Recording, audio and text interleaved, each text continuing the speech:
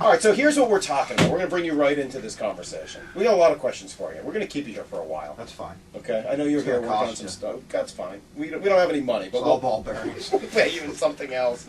We've been talking about rules in the clubhouse. Eric Wedge came up with just a couple of rules in his first meeting. His rules: be on time, no earrings on the field, no cell phones in the clubhouse, have accountability and respect for the game. I like it. It should be a given, though.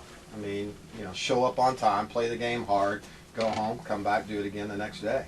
Cell phones, though, I mean, it's gotten out of control. I agree. Cell phones, video, laptops, all that stuff. When you come to the ballpark, it's time to get to work. What were Lou's rules? Lou really didn't have really set rules. He let the veteran guys kind of police the clubhouse, and I think that kind of took care of itself. I think it's the personality that's in the clubhouse kind of, the manager's job to kind of go around and read the personalities and find out who his leaders are and who's some of the guys he can count on. I think that's what Wedge is going to do. I think he's going to use spring training as kind of a barometer to kind of feel guys' personalities out, kind of find out who he's got watching his back a little bit, who he can count on, who's in his corner, and then from there just kind of take it from there. I know what he is going to do is try to build up some morale, and try to get these young kids showing up, being accountable. And trying to get them going, a little kick in the butt, and kind of knowing who needs a pat on the back and who needs a kick in the ass, to be quite honest. How important are these rules in general in baseball? And I think you're an interesting guy to answer that question, because I imagine you as somewhat of a rebellious personality who wouldn't want a ton of rules, and yet these are all rules that are really for the good of a team, so I wonder if there's some, dichotomy there.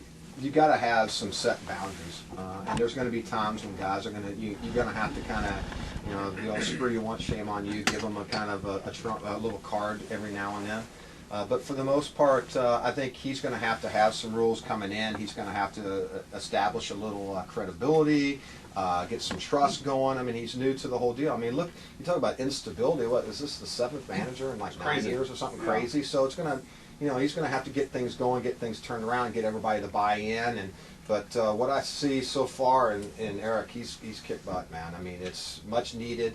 He's a veteran guy. What I love is the fact that his old school presence, man. He's bringing that back. Somewhere along the way, that kind of baton got missed, where show up on time, play hard, break up a double play, knock a guy's butt out in the left field. Those kind of things. It kind of somewhere along the way, I got lost. Everybody's your buddy, and it's all patting butt and all that. Let's get back to kicking some butt and playing some good hard baseball. Just on that, Brock, I know you get a question. Let me jump in there, because it's something that I've asked a bunch of times, and it's been my number one feeling about this team this year, that I don't expect to win 90 games. I don't even expect them to necessarily go 500. I want them to be tougher. They should play 500. I mean, they got a good pitching staff. I think they'll be fine. All right. Well, fine. That'll be your expectation. I'll be happy with 75 expectations, wins. I think it should be a given. I want them to fight somebody. I want this team to throw high and tight. I want them to not take it when people throw high and tight on them. I want them to be the toughest team in the league. But that's not, I mean, that's just playing the game the way the damn game's supposed to be played. I mean, you pitch inside, a guy takes you deep, and he starts flapping on you. Next time up, you meet him at home plate, man. I mean, Nolan Ryan, you better run your butt around next time up. I mean, the little things like that. I mean, that should be a given in baseball. You play the game hard. You get drilled, you go down to first base. They drill you again the second time, and then that's another story. But there's certain things that are part of the game. That's the way the game's supposed to be played, and the game's supposed to police itself. So help me understand this a little bit, because Mike Hargrove was a guy that I think was some old school. I think John McLaren, at least verbally, tried to present that image and otherwise. How much can Eric Wedge do with this, and how much is it about the 25 guys in that clubhouse? There's no doubt a lot of it is the personalities of the guys in there, but I think Eric's going to get guys, right from the start of spring training, I think he's going to get guys buying into it. And I think that's what spring training is for, to try to find out a little bit, again, like I said before, the personalities of the team. Does he remind you a little bit? He reminds me for some reason. I can't put a finger on it. And I didn't watch baseball. And he's wound up like Lou. There's no doubt about it, man. He doesn't drop the F-bombs like Lou does, and I don't know if he's going to throw bases like Lou does, but that's the beauty of Lou. Lou is a piece of work. There's only one Lou, but I think Eric brings that energy that's been missing for a long time in that clubhouse. How will they be tough? That's a word that we've heard Jack Zrenzik throw around a bunch. That I think when we have spent time on a couple occasions, and Eric came on our show, and we met him in person, and you're right, he's wound up. Work counts, man. Guys know, small ball, do the little things, get the bunts down, hit and run, get some movement going. And the pitchers, like Salk said, pitchers pitching inside. pitching to both sides of the plate, getting guys off the plate, working their eyes up and down. I think it's a collective. It's got to be a team. Basically, they got to all do their own little part. Jay Buhner's in studio with us, and we're going to keep him here for a little while. But what? How does Wedge do that? Like, I understand how the players can do that, but how does Wedge change that culture in order to make that the norm in Seattle? It's going to take. That's why it's not going to happen in a year, man. It's going to take a couple of years. I think what we were talking about realistically, the team.